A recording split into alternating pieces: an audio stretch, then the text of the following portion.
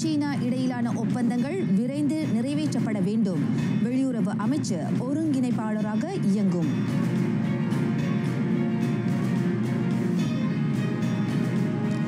உருவாக்கம் கண்டது நுட்ப செயற்குழு. இன்றியமையா பொருள் விலையையும் கையிருப்பையும் நிலைப்படுத்தும்.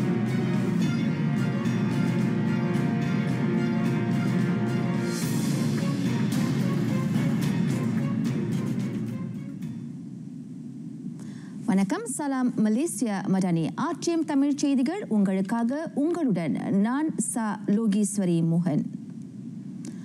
சீன அதிபர் ஜி ஜின்பிங்கின் 3 நாள் பயணத்தின் போது மலேசியாவிற்கும் சீனாவிற்கும் இடையே கையெழுத்தான 31 உடன்படிக்கைகள் உடனடியாக செயல்படுத்தப்பட வேண்டும்.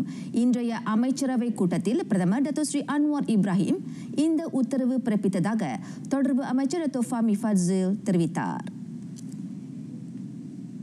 கையெழுத்திடப்பட்ட உடன்படிக்கைகளுக்கு வெளியுறவு அமைச்சு ஒருங்கிணைப்பாளராக பணியாற்றும் என அமைச்சரவை முடிவு செய்துள்ளது. கோலாலம்பூர் அனைத்துலக விமான நிலையத்திற்கும் ஹெனானில் உள்ள அனைத்துலக விமான நிலையத்திற்கும் இடையில் இரட்டை மையத்தை அமைப்பது குறித்தும் பரிந்துரைக்கப்பட்டது. மேலும் அது தொடர்பாக சந்திப்புகள் நடத்தப்பட்டதாகவும் டத்தோ ஃபஹ்மி கூறினார்.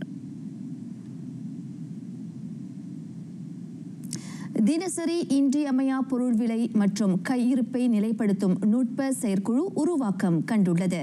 கடந்த மார்ச் 26ஆம் தேதி அமைச்சரவையின் ஒப்புதலை பெற்ற நிலையில் அந்த செயற்குழு இன்று அமைக்கப்படுவதாக உள்நாட்டு வர்த்தக வாழ்க்கை செலவின அமைச்சர் டத்தோ அர்மிசான் முகமது அலி அறிவித்தார். பொருள் விலை மற்றும் கையிருப்பு குறித்த சிக்கலை களைய அமைச்சுகள் இடையிலான ஒத்துழைப்பை வலுப்படுத்த அந்த செயற்குழு உருவாக்கப்பட உள்ளது. அதற்கு உள்நாட்டு வர்த்தக வாழ்க்கை செலவின அமைச்சின் தலைமைச் செயலாளர் டத்தோஸ்ரீ முகமது சையுத்தி பாக்கார் தலைமை ஏற்பார். குறிப்பிட்ட செயற்குழுவில் வேளாண், உணவு உத்தரவாத அமைச்சு, தோட்டத் தொழில் மூலப்பொருள் அமைச்சு மற்றும் துறை சார்ந்த நிறுவனங்கள் அங்கம் வகிப்பதாக டத்தோ அர்மிசான் தெரிவித்தார். தினசரி இன்றியமையா பொருள் விலை மற்றும் கையிருப்பை நிலைப்படுத்தும் தொழில்நுட்ப செயற்குழுவின் முதல் கூட்டம் மே மாதத்தில் நடைபெற திட்டமிடப்பட்டுள்ளது. புத்ராஜயாவில் நடைபெற்ற அமைச்சின் நோன்பு பெருநாள் விருந்தோம்பலில் கலந்து கொண்ட பின்னர் டத்தோ அர்மிசான் செய்தியாளர்களை சந்தித்தார். அந்நிகழ்வில் பிரதமர் டத்தோஸ்ரீ அன்வார் இப்ராஹிம் சிறப்பு விருந்தினராக பங்கேற்றார்.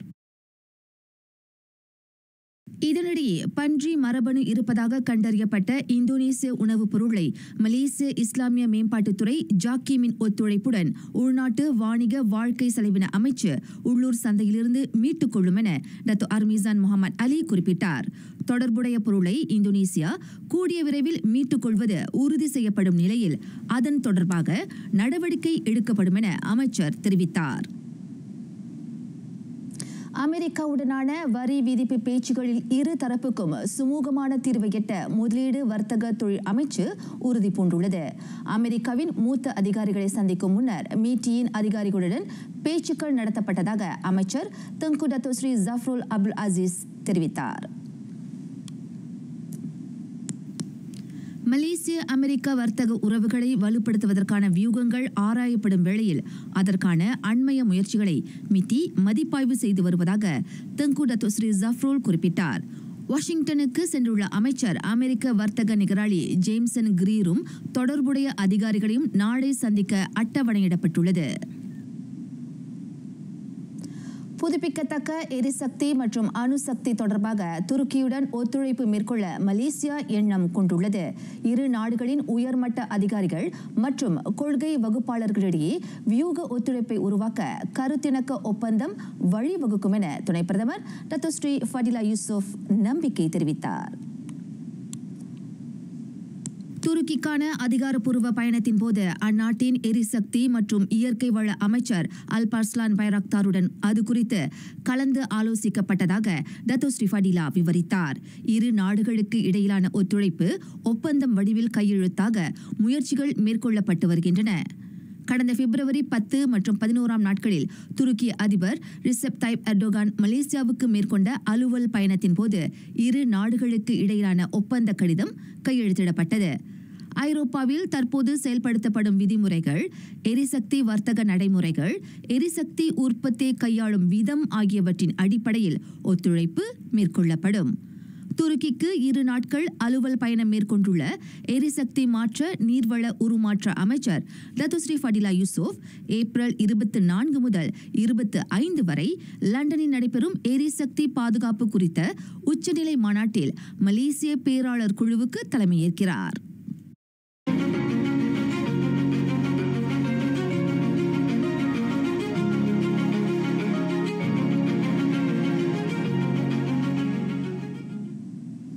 ஈராயிரத்து 2025-2035க்கான மலேசிய உயர்கல்வி திட்டத்தின் செயல்பாடுகளை அமைச்சு அணுக்கமாக கண்காணித்து வருகிறது.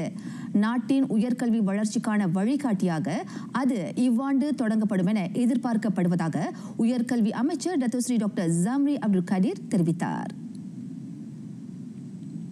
உயர்கல்வி அமைச்சால் நிறுவப்பட்ட செயற்குழு தயாரித்த அறிக்கையின் அடிப்படையில் இந்த திட்டம் உருவாக்கப்பட்டுள்ளது. பல்கலைக்கழகங்கள், பன்னுட்ப கல்லூரிகள் உட்பட உயர்கல்வி அமைச்சின் கீழ் உள்ள அனைத்து கல்விக் கழகங்களுடன் இந்த திட்டம் குறித்து விரிவாக கலந்து ஆலோசிக்கப்படுகிறது. விரைவில் 2025-2035க்கான மலேசிய உயர்கல்வி திட்டம் தொடங்கப்படும் என டத்துஸ்ரீ டாக்டர் ஜம்ரி கோடி காட்டினார். பேரா அயர்குனிங் RPA 2 மண்டபத்தில் நடைபெற்ற அவுட்ரீச் KPT at தாப்பா நிகழ்ச்சியில் கலந்து கொண்ட பின் அமைச்சர் ஊடகத்தாரிடம் அவ்வாறு கூறினார். இந்த திட்டத்திற்கான ஆவணங்கள் நடப்பில் உள்ளதால் தற்போதைய தேவைகள் மற்றும் மாற்றங்களுக்கு ஏற்ப திருத்தங்கள் மேற்கொள்ளப்படலாம். இதனிடையே சமூக மேம்பாடு மற்றும் நலத்திட்டத்தில் கவனம் செலுத்துவதன் மூலம் மக்களின் நல்வாழ்விற்கும் நல் இணக்கத்திற்கும் தொடர்ந்து சேவையாற்றும் தனது கடப்பாட்டை தேசிய முன்னணி உறுதி செய்வதாக அம்னோ தலைமை செயலாளருமான டத்துஸ்ரீ டாக்டர் ஜம்ரி அப்துல் கதீர் வலியுறுத்தினார். தாப்பா நாடாளுமன்ற தொகுதியில் மூவின மக்கள் ஒன்றிணைந்து ஒற்றுமையாக வாழ்வதை சிறந்த ஒரு எடுத்துக்காட்டாக கொள்ள வேண்டும் என அமைச்சர் சுட்டினார். நாட்டின் அரசியல் நிலைத்தன்மைக்கு அது வித்திடுவதாக டத்துஸ்ரீ டாக்டர் ஜம்ரி அப்துல் கதீர் குறிப்பிட்டார். வெறுப்பு அரசியல் கலாச்சாரம் உடனடியாக நிறுத்தப்பட வேண்டும். குறிப்பாக தேர்தல் பரப்புரைகளின் போது இதுபோன்ற நடவடிக்கைகளை தவிர்க்குமாறு வேட்பாளர்களையும் ஆதரவாளர்களையும் உள்துறை அமைச்சர் டத்துஸ்ரீ சைஃபுடின் நசுத்தியோன் கேட்டுக்கொண்டார். வெறுப்புணர்வை தூண்டும் கூறுகள் நாட்டின் பொது அமைதியை சீர்குலைக்கும். அயர்குனிங் சட்டமன்ற தேர்தலில் களமிறங்கும் கட்சிகள் தங்களின் வேட்பாளர்களுக்கு ஆதரவு வழங்க முழு உரிமையை கொண்டுள்ளனர். ஆயினும் இனவாத சர்ச்சைகளை ஏற்படுத்தும் தகவல்களை பகிரக்கூடாது என டத்துஸ்ரீ சைஃபுடின் வலியுறுத்தினார். மக்களாட்சி கடமையை கட்டுக்கோப்புடன் பின்பற்ற மக்களும் அறிவுறுத்தப்படுகின்றனர்.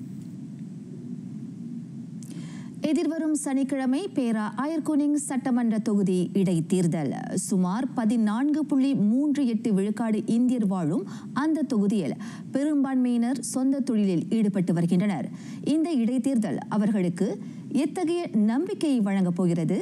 இவ்வாறு எதிர்பார்ப்பை நிறைவேற்றப் போகிறது? அயர்குனிங் இடைத்தேர்தல் குறித்த ஒரு கண்ணோட்டம். நாடாளுமன்ற தொகுதியை சார்ந்திருக்கும் 2 சட்டமன்ற தொகுதிகளில் ஒன்றாக அயர்குனிங் விளங்குகிறது. இங்குள்ள B40 இந்தியர்கள் தங்களின் வாழ்க்கை தரத்தை மேம்படுத்திக் கொள்ள தொழில் முனைவு துறைகளில் ஈடுபட்டுள்ளனர். இங்குள்ள மக்களும் நல்ல ஆதரவு கொடுக்குறாங்க. அவங்க இனம் வேற்று இல்லாமல் மலாய்க்காரவங்க, இந்தியர்கள், சீனர்கள், ஃபாரினர்ஸும் வந்துட்டு நம்ம கடைக்கு நிறையா வியாபாரத்தை ஆதரவு கொடுக்குறாங்க. விலைவாசியெல்லாம் வந்து ரொம்ப அதிகமாக போயிட்டு இருக்கனால லாபங்கள் குறையுது. இப்போ வியாபாரம் பெருசாக செய்கிறோம், லாபம் குறையுது. அது ரெண்டாவது இங்கே உள்ள ஒரு வருத்தத்துக்குரிய விஷயம் என்னென்னா, இந்த பகுதியில் எல்லா இடத்துலையுமே பேக்கெட் எண்ணெய் கிடைக்கிறது ரொம்ப கஷ்டமாக இருக்குது. இது அரசாங்கம் முயற்சி பண்ணி பேக்கெட் எண்ணெய் சௌரியமான முறையில் எல்லாருக்கும் கிடைக்கக்கூடிய ஏற்பாடு பண்ணாங்க அப்படின்னாக்கா அது இங்கே உள்ள மக்களுக்கும் உதவியாக இருக்கும், வியாபாரிகளுக்கும் ரொம்ப சௌரியமாக இருக்கும். நான் 12 மணி சாப்பாடு நசுத்துங்க அரி போடுறேன். அப்புறம் திரும்ப 5 மணிக்கு சாத்திட்டு மறுபடியும் நான் 3 மணிக்கு சாத்திட்டு 5 மணிக்கு மறுபடியும் திறப்பேன். ஏன்னா வீட்டில் தான் சமைச்சு எடுத்துகிட்டு இங்கே விற்க வேண்டியதாக இருக்குது. தமிழவங்க கடைன்றதுனால கொஞ்சம் நிறைய பேர் வராங்க. அது ரோட்டு ஓரமாக இருக்கிறதுனால எங்களுக்கு இன்னும் எங்களுக்கு உதவினா இந்த இடத்துல தண்ணி கரண்ட் எங்களுக்கு இல்லை. அப்போ நாங்கள் தோலங்கு பண்ணி தான் செஞ்சுக்கிட்டு இருக்கோம். தண்ணி கரண்ட் எல்லாமே இப்போ மற்றவங்களுக்குலாம் மீட்டர்லாம் இருக்குது, எங்களுக்கு அதெல்லாம் இல்லை. அது ஏதாவது தோலங்கு பண்ணாங்கன்னா எங்களுக்கு கொஞ்சம் ஈஸியாக இருக்கும். ஆட்வினா அதோட பொருளாதாரம் ரொம்ப பெருசு முதலீடு. அப்போ அதில் சிறு சிறுவாக நம்ம போட்டு அதிலே வர லாபம் அதிலே போட்டு அதுக்கப்புறம் இப்போ அந்த வியாபாரம் இப்போ ஓடிக்கிட்டு இருக்கு. நம்மளோட மெயின் கஸ்டமர் எல்லாமே சைனீஸ் இருக்காங்க, மிலே இருக்காங்க, அச்லி இருக்காங்க, நம்ம இந்தியர் இருக்காங்க. முழு சப்போர்ட் எல்லாமே எல்லா இனமும் முழு சப்போர்ட் தான் நம்மளுக்கு. வர இளைஞர்களை வந்து அரசாங்கம் திட்டம் கொடுத்து வசதி கொடுத்தா நல்லாயிருக்கும். அந்த கட்டண உதவி இப்போ மித்ரா மாதிரி நிறையா உதவி பண்ணுறாங்க, அதான் அதே மாதிரி கொடுத்தா நல்லாயிருக்கும். வந்து பர்ஸ் வந்து ஒரு சேவாலாக இருந்தோம். அப்புறம் சொந்தமாக கடை வாங்கி வருமானம் நல்லா வரும்போது காரை வச்சு சொந்தமாக செஞ்சோம்.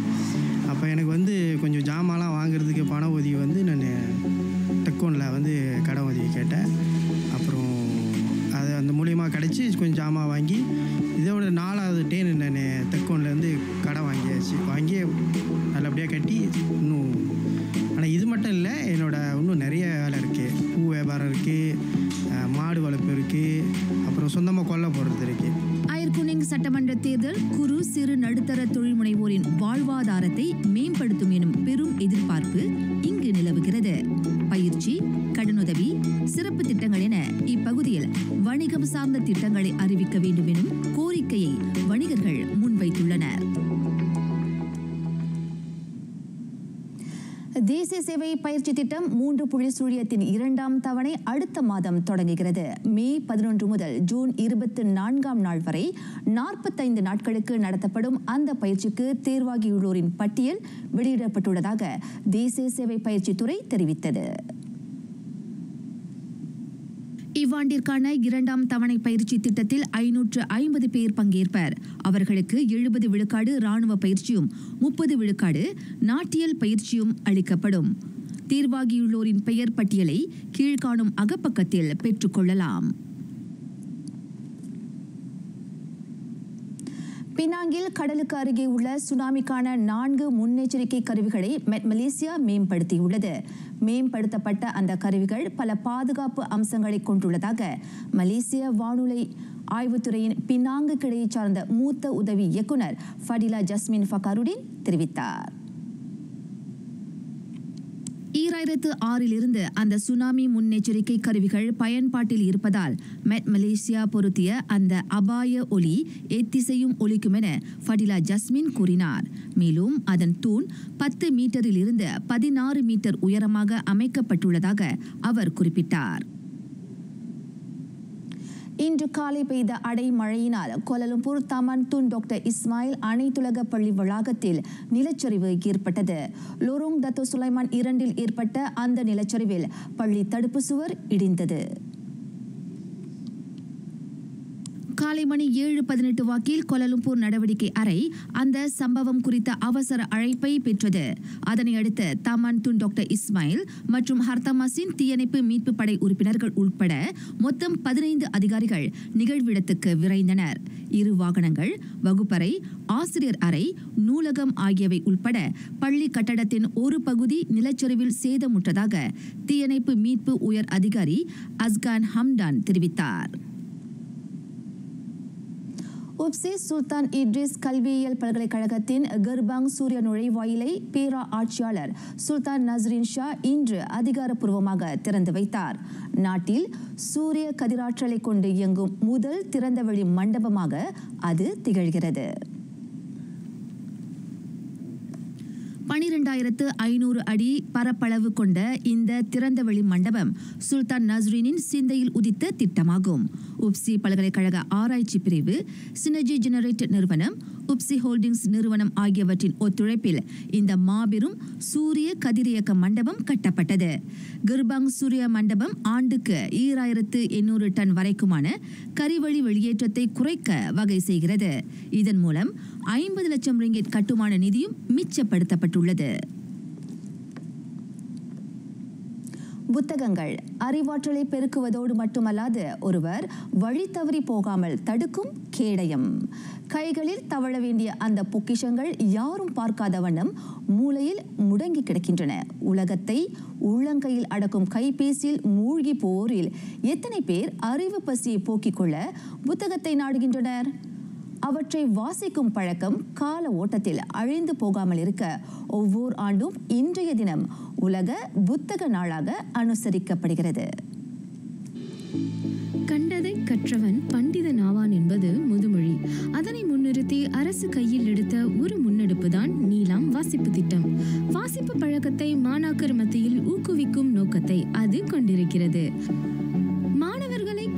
விதத்தில் மாறுபட்ட கோணத்தில் அந்த முன்னெடுப்பை ஸ்லாங்கோர் பெஸ்தாரிஜயா தமிழ் பள்ளி கையாள்கிறது. நான் இந்த புத்தக பகிர்வுக்காக ஒரு வாரமாக பயிற்சியை மேற்கொண்டுட்ருக்கேன். இன்றைக்கி நான் செய்யப்போ எனக்கு ரொம்ப நர்வஸாக இருந்துச்சு. ஆனால் எப்படி செஞ்சு முடிச்சிட்டேன். அவங்க இப்போ நான் இந்த நூல் பகிர்வு நடத்தி அவங்க நானும் இந்த புத்தகத்தை படிக்கணும் அப்படின்னு அவங்க மனசில் தோணுனா அதுதான் என்னோட மிகப்பெரிய இந்த நூல் பையோட வெற்றியாக இருக்கும். 497 புத்தகங்கள் வாசிச்சிருக்கேன். நிறைய கதை புக்கு தான் வாசிச்சிருக்கேன். இப்போ பீட்டர் அண்ட் ஜேன் அந்த மாதிரி புக்கெலாம் அப்பா அன்றைக்கி வாங்கி கொடுப்பாரு. ஸோ அந்த மாதிரி உள்ள புத்தகத்தை நானே ஒரு சேலஞ்ச் வச்சுதோ இன்றைக்குள்ளே இந்த புத்தகத்தை வாசித்து சொல்லிட்டேன்னா எனக்கு ஏதாவது ப்ரெசன்ட் அந்த மாதிரி கிடைக்கும். ஸோ அந்த சேலஞ்ச் தான் நான் புத்தகத்தை வாசிக்க ஆரம்பித்தேன். ரொம்ப உதவி செய்யும். ஏன்னா இப்போ இங்கிலீஷ் நிறைய வேர்ட் எனக்கு ஸ்பெல்லிங்ஸ் அதோட அர்த்தம்லாம் எனக்கு தெரியாது. ஆனால் அந்த புக்கை படிக்க ஆரம்பிச்சனால தான் எனக்கு அதோட சில ப்ரொனவுன்சியேஷன் எல்லாமே எனக்கு தெரிய ஆரம்பிச்சிச்சு. கண்டிப்பாக வாசிக்கணும். அந்த மாதிரி வாசிக்கிறதுனால தான் அவங்களால நிறைய தகவல்களை சேமிக்க முடியும். அதனால் அவங்களோட நாலேஜ் ரொம்ப வளரும். பொதுவாக ஆசிரியர்கள் மட்டுமே எடுத்து நடத்தும் அந்த நிகழ்ச்சியை மாணவர்கள் இவ்வாண்டு வெற்றிகரமாக அரங்கேற்றினர். இது போன்ற நடவடிக்கைகளில் மாணவர்களின் ஈடுபாட்டை ஊக்குவிப்பதன் வழி அவர்களின் பேச்சாற்றலையும் எழுத்தாற்றலையும் வளர்க்க முடியும். மேலும் அவர்களிடத்தில் இருக்கும் மேடை அச்சத்தையும் போக்க முடியும். அவங்களுக்கு பிடித்த புத்தகத்தை புத்தக பகிர்வாக செய்கிறாங்க. இப்போ இதன் மூலம் மாணவர்கள் மேடை பேச்சு வெளியே நின்று அனைவரும் முன்னுக்கும் நின்று பேசுகிற ஆற்றல் அது வலுப்பெறுகிறது. நல்ல தைரியமாக, ஏன்னா நிறைய வாசிக்கிறதுனால நிறைய கருத்து இருக்குது அவங்களுக்கு. நல்ல தைரியமாக அனைவரும் முன்னிலையிலும் நின்று பேசுவதற்கு அவங்களுக்கு அந்த திறன் இருக்குது, தைரியமும் இருக்குது. ஒவ்வொரு நாளும் பள்ளியில் காலையில் பச்சான் பாகின்னு இருக்குது. அது 7:10 7:30 வரையில் நடைபெறும். அந்த வாசிப்பில் பின்தங்கிய மாணவர்களுக்கெல்லாம் அதிக கவனம் செலுத்தி அவர்கள் வாசிக்க வைக்கிறாங்க. இதனால் வாசிப்பின் அடைவு நிலை மேம்பட்டிருக்கு. இதனால் மும்மொழியிலையும் அவர்கள் அவங்களுடைய திறமை வலுப்பெறுது. ஒரு புத்தகம் வாசிக்கிறதுனால அவங்களுடைய சொற்களஞ்சியம் கோசா காத்தான்னு சொல்லுவாங்க மலாய் மொழியில், அது அதிகரிக்குது. மாணவரின் திறனை அடையாளம் கண்டு ஆசிரியர் அதற்கான முயற்சியை போட்டாங்கன்னா நிச்சயம் பெற்றோரிடமிருந்து ஒத்துழைப்பு கிடைக்கும். இப்போ இதன் மூலம் பெற்றோர் ஆசிரியரும் சேர்ந்து ஒருங்கிணைந்து ஒரு மாணவரை உருவாக்க நினைச்சோம்னா அந்த மாணவன் நிச்சயம் அவரோட திறமை வெளிக்கொணர்ந்து மிளிர வாய்ப்பு அதிகமாக இருக்கிறது. கற்றோருக்கு செல்லும் இடமெல்லாம் சிறப்பு என்கிறது தமிழ் மூதுரை. அந்த சிறப்பினை நமது பிள்ளைகளும் பெற அவர்களிடத்தில் புத்தகங்களை வாசிக்கும் பழக்கத்தை பெற்றோர் ஊக்குவிக்க வேண்டும். மேலும் சிறாரிடையே வாசிக்கும் பழக்கத்தை தூண்டும் இது போன்ற முயற்சிகளும் தொடரப்பட வேண்டும். கடந்த ஆண்டு கோலசனூர் வட்டார நிலையில் நடத்தப்பட்ட நீலாம் திட்டத்திற்கான போட்டியில் நான் கலந்து கொண்டேன். அதில் முதல் 10 நிலையில் நான் தேர்ந்தெடுக்கப்பட்டேன். போட்டிக்கு ஒரு 400க்கு மேலே தேவைப்படுதுன்னு சொன்னாங்க. 567 கிட்ட படிச்சிருக்கேன். ஏன்னா நான் படித்த புத்தகம்லாம் நான் ஃபேண்டசி புக் தான் ரொம்ப படிப்பேன். அது நல்லா இன்ட்ரெஸ்டிங்காக இருந்துச்சு. ரொம்ப எனக்கு வாசிக்க ரொம்ப பிடிச்சிருந்துச்சு. என்னோட மொழி வளத்தையும் அதிகரிச்சுள்ளது. இப்போ உதாரணத்திற்கு இங்கிலீஷில் எஸ்ஏ எழுதுறதுக்கெலாம் நான் புத்தகத்தில் படித்த சில புதுசான வேர்ட்ஸ்லாம் நான் படிச்சிருக்கேன். நம்ம மாணவர்களாகிய நாம் கண்டிப்பாக வாசிக்கணும். அப்படி ஏன்னு சொல்கிறாங்கன்னா நம்மால் உச்சரிப்பு பிழையின்றி சரளமாக வாசிக்க முடியும். அப்புறம் நம்மளோட பொது அறிவை வளர்த்துக்கலாம். நான் 5ஆம் படிவம் முடிக்கிறதுக்குள்ளே நான் 900 புக்கு படிச்சிருக்கணும்னு நினைக்கிறேன். தலை குனிந்து நீ என்னை பார்த்தால் உன்னை தலை நிமிர வைப்பேன் என கூறும் நல்ல நூல்களை நாம் அன்றாடம் வாசிக்க வேண்டும். சுவாசிக்க மறந்தாலும் வாசிப்பதை நாம் ஒருபோதும் மறக்கக்கூடாது.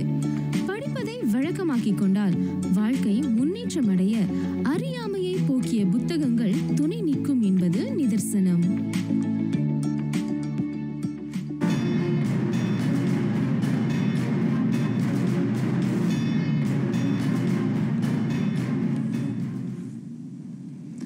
ஜம்மு காஷ்மீர் பஹல்காம் பகுதியில் சுற்றுலா பயணிகளை குறிவைத்து தீவிரவாத கும்பல் கொடூர தாக்குதல் நடத்தியது. அதில் 26 பேர் கொல்லப்பட்டனர்.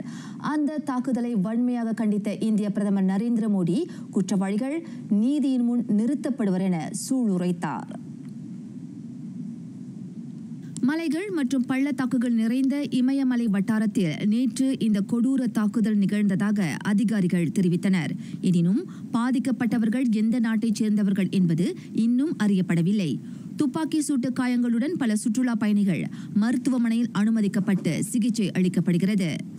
இந்திய ராணுவம் மற்றும் ஜம்மு காஷ்மீர் போலீஸ் படை அவ்வட்டாரத்தை சுற்றி முற்றுகையிட்டதுடன் தாக்குதல் நடத்திய கும்பலை தேடி வருகின்றனர். இந்த தாக்குதல் குறித்து உலக நாட்டு தலைவர்கள் கண்டனம் தெரிவித்து வருகின்றனர். 1947ஆம் ஆண்டு இந்தியா பாகிஸ்தான் பிரிவினையை தொடர்ந்து எல்லையில் துப்பாக்கி வேட்டு சத்தம் இன்றளவும் ஒலித்துக் கொண்டிருக்கின்றன. மண்ணாசைக்கு அப்பாவி மக்கள்தான் பலியாகின்றனர். சவுதி அரேபியாவிற்கு 2 நாள் அலுவல் பயணம் மேற்கொண்ட பிரதமர் நரேந்திர மோடி பயங்கரவாத தாக்குதலினால் பயணத்தை ரத்து செய்து டெல்லி திரும்பினார். ஜம்மு காஷ்மீரில் நிகழ்ந்த மிகப்பெரிய தாக்குதலாக அது கருதப்படுகிறது. அந்த குறுகிய பயணத்தில் சவுதி அரேபியாவின் பட்டத்து இளவரசர் முகமது பின் சல்மானை மோடி சந்தித்தார். அமெரிக்க இந்தியாவுக்கான வர்த்தக மேம்பாடு, பரஸ்பர வரி விதிப்பு குறித்து அமெரிக்க துணை அதிபர் ஜேடி வான்ஸுடன் சந்திப்பு நடத்திய பின் அவர் சவுதி அரேபியாவிற்கு பயணமானார். பயங்கரவாத கும்பலின் இந்த தாக்குதலை வன்மையாக கண்டிப்பதாக மோடி சினத்தை வெளிப்படுத்தினார். பல ஆண்டுகளாக உலகின் அதிக மக்கள் தொகை கொண்ட இந்தியாவிற்கு எண்ணெய் ஏற்றுமதி வழங்குவதில் சவுதி அரேபியா முக்கிய பங்கு வகிக்கிறது. மற்றொரு நிலவரத்தில் ஜம்மு காஷ்மீரின் பஹல்காம் பகுதியில் சுற்றுப்பயணிகள் மீது நடத்திய துப்பாக்கிச்சூடு தாக்குதலில் இதுவரை மலேசியர் எவரும் பாதிக்கப்படவில்லை என விஸ்மா புத்ரா உறுதிப்படுத்தியுள்ளது. மேலும் அங்குள்ள மலேசியர்களின் பாதுகாப்பை உறுதி செய்ய டெல்லியில் உள்ள மலேசிய தூதரகத்துடன் அணுக்கமாக தொடர்பை அமைச்சு மேற்கொள்ளும்.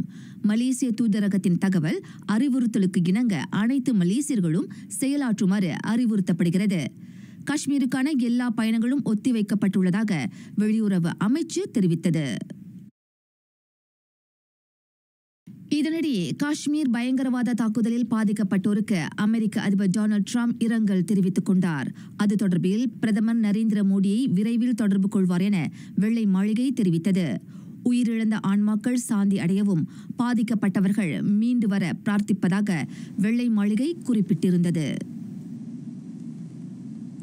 2025 சிங்கப்பூர் பொதுத் தேர்தலுக்கான வேட்புமனு தாக்கல் இன்று காலை அதிகாரப்பூர்வமாக தொடங்கியது.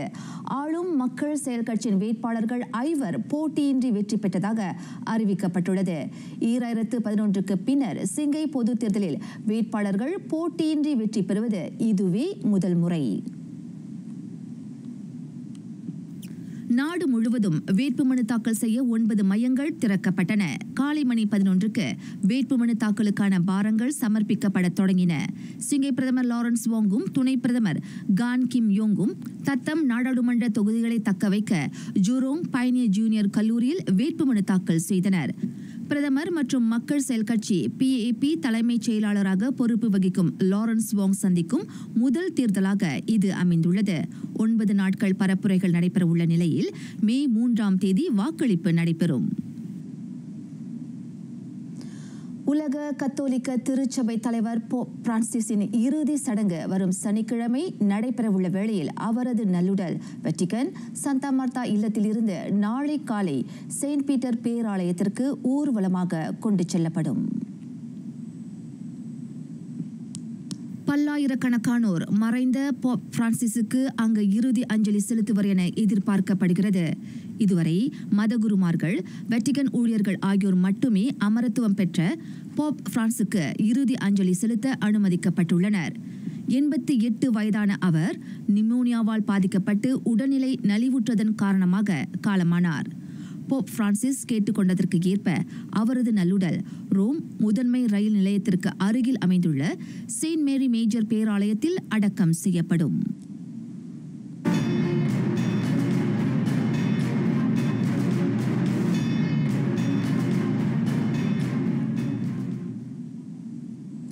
வியட்நாமை வீழ்த்துவதற்குரிய வல்லமையை தேசிய காற்பந்து அணி கொண்டிருக்கிறது.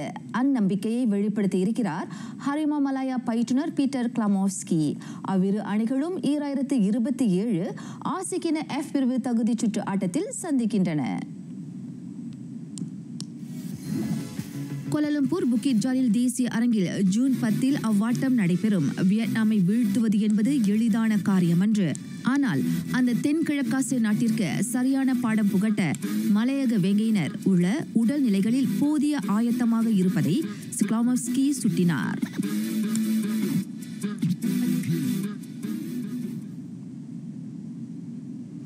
கூடுதல் நேரத்தில் மேத்யூஸ் நியூனஸ் புகுத்திய வெற்றி கோலினால் இங்கிலீஷ் பிரீமியர் லீக் பட்டியலில் 3ஆம் நிலைக்கு முன்னேறியது மான்செஸ்டர் சிட்டி. முன்னதாக அந்த நடப்பு வெற்றியாளர் 2-1 என நூலிழையில் ஆஸ்டன் வில்லாவை வீழ்த்தியது. ஆஸ்டன் வில்லாவை தமது சொந்த அரங்கில் வரவேற்ற சிட்டிக்கான முதல் கோலை 7வது நிமிடத்தில் பெர்னார்டோ சில்வா புகுத்தினார்.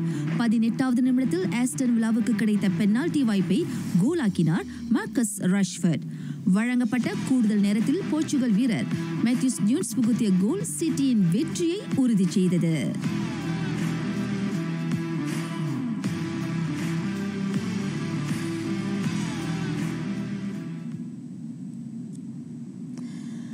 லா லிகா பட்டம் பார்சிலோனா வசமாவது கிட்டத்தட்ட உறுதியாகி வருகிறது. இன்று அதிகாலையில் அரங்கேறிய மலோர்காவுக்கு எதிரான அந்த உள்ளூர் முதன்மை லீக் ஆட்டத்தில் பார்சா ஒற்றை கோலில் வகை சூடியது. முற்பாதி வரையில் இரு அணிகளும் கோலின்றி சமநிலையில் இருந்தன. 46வது நிமிடத்தில் உபசரணை அணிக்கான வெற்றி கோலை பெற்று தந்தார் டானி ஓல்மோ. அந்த ஸ்பெயினியர் பெற்று தந்த வெற்றியால் லா லிகா பட்டியலில் பார்சா 76 புள்ளிகள் பெற்று தொடர்ந்து முதலிடத்தில் இருக்கிறது.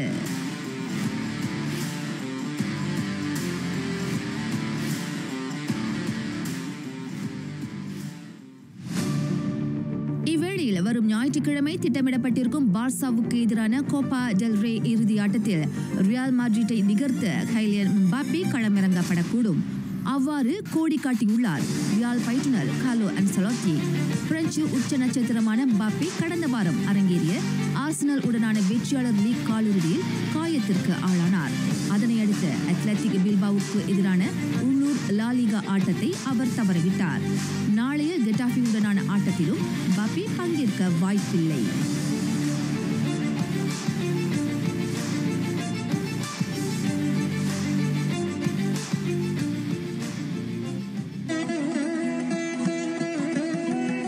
ஞானக்குரல். பிதற்றும் உணர்வை அறுத்து பிரபஞ்ச விகற்பம் உணர்வதே வீடு. உலக இன்பங்களிலும் சிற்றின்பங்களிலும் திளைத்து அதில் உழன்றுகிறது மானிடம் உள்ளம். அவற்றிலிருந்து விடுபட்டு ஈசனை தேடி அந்த பிரபஞ்ச சக்தியுடன் இணைந்தால் முக்தி நிலையை அடையலாம் என ஆன்ம நெறி விளம்புகிறார் பெரும் புலவர் ஔவை.